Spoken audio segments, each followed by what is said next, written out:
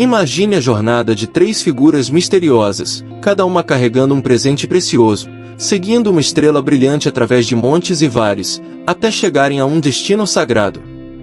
Essa imagem evocativa, embora popularmente conhecida através de um hino natalino, oferece mais do que apenas uma história encantadora, é uma metáfora poderosa para uma vida de busca, descoberta e transformação. Quando pensamos em uma canção com o nome 3 Reis Magos do Oriente, somos imediatamente atraídos por suas perguntas intrigantes. Quem eram esses viajantes? Eram realmente reis? E de onde exatamente vieram? Inicialmente, vamos refletir em algumas passagens bíblicas. Mateus, capítulo 2, versículo 1. Tendo Jesus nascido em Belém da Judéia, nos dias do rei Herodes, eis que vieram os magos do Oriente a Jerusalém.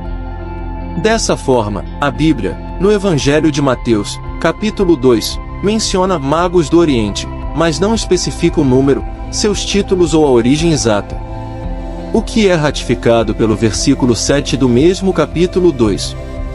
Com isto, Herodes, tendo chamado os magos para uma reunião secreta, perguntou-lhes sobre o tempo exato em que a estrela havia aparecido. Mateus, capítulo 2, versículo 7. Ainda no mesmo capítulo 2, mas no versículo 16, lemos: Quando Herodes percebeu que havia sido enganado pelos magos, ficou furioso e ordenou que matassem todos os meninos de 2 anos para baixo, em Belém e nas proximidades, de acordo com a informação que havia obtido dos magos. Mateus, capítulo 2, versículo 16. Observe que a palavra utilizada, magos, referindo-se a sacerdotes da antiga Média e Pérsia, está no plural, logo, havia mais de um. Outras versões da Bíblia Sagrada traduzem a palavra original por sábios. Nenhuma tradução utiliza reis. O texto original também diz que eles vieram do leste, não há menção ao Oriente, conforme está registrado na Bíblia Sagrada. A maioria dos teólogos acredita que o fato de se registrar a informação de 3 presentes fez que muitos fiéis, durante toda a história da Igreja, presumissem que havia 3 magos. De fato, os magos receberam nomes. Melquior, supostamente rei da Arábia. Baltazar, supostamente rei da Pérsia.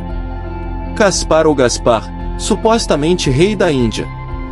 Estudar esse assunto e refletir nele é construtivo para nossa formação de fé.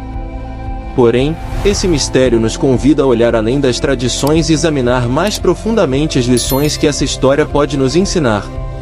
Primeiramente, esses magos, sejam eles 3 ou 30, reis ou sábios, representam todos nós em nossa busca incessante por algo maior. Em um mundo cheio de incertezas, muitos de nós buscamos orientação, respostas e um propósito. Os magos, guiados por uma estrela, deixaram tudo para trás para seguir um chamado. Da mesma forma, somos convidados a seguir nossas próprias estrelas, que são nossos sonhos, nossos valores e nossas aspirações, mesmo quando o caminho é desconhecido. A adoração dos magos a Jesus nos lembra da importância da humildade e da reverência. Eles vieram de terras distantes, trazendo presentes significativos, não para ganhar algo em troca, mas para honrar alguém que reconheciam como maior.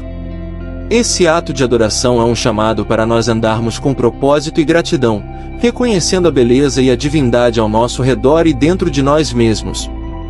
Além disso, a viagem dos magos reflete a importância da jornada em si. Eles enfrentaram desafios, mas cada passo os aproximava de uma verdade maior.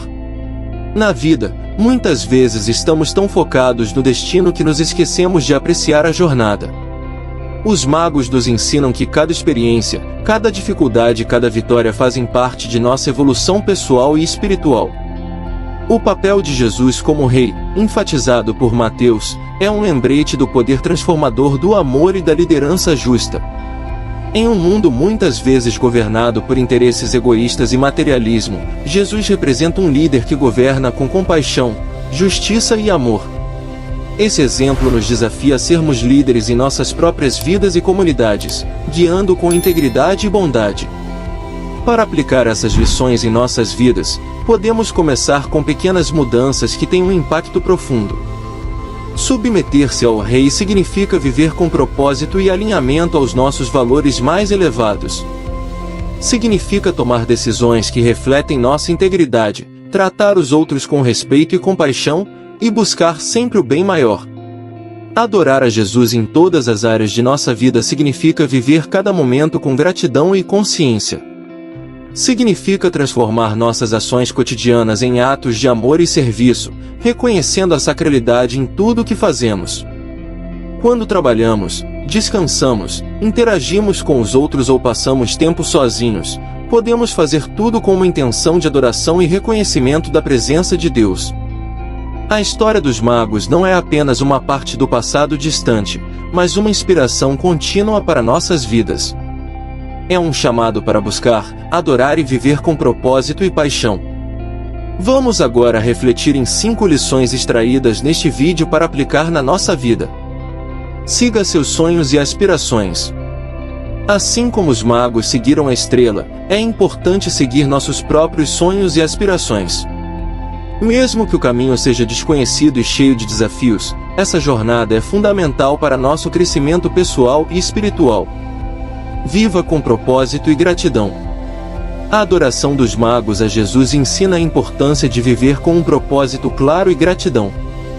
Reconheça a beleza e a de Deus ao seu redor e dentro de si mesmo, valorizando cada momento e experiência da vida. Aprecie a jornada, não apenas o destino. A viagem dos magos destaca a importância de valorizar a jornada em si. Em vez de se concentrar apenas no destino final, aprecie cada passo e cada experiência, pois são eles que nos moldam e nos ensinam lições valiosas. Lidere com amor e integridade. O exemplo de Jesus como um líder justo e compassivo é um lembrete de como devemos liderar em nossas próprias vidas. Seja em casa, no trabalho ou na comunidade, guie com integridade, compaixão e um senso de justiça. Transforme suas ações cotidianas em atos de amor e serviço. Adorar a Jesus em todas as áreas da vida significa viver com intenção e consciência. Transforme ações cotidianas em atos de amor e serviço, reconhecendo a sacralidade em tudo o que faz. Trabalhe, descanse e interaja com os outros com uma intenção de adoração e reconhecimento da presença divina.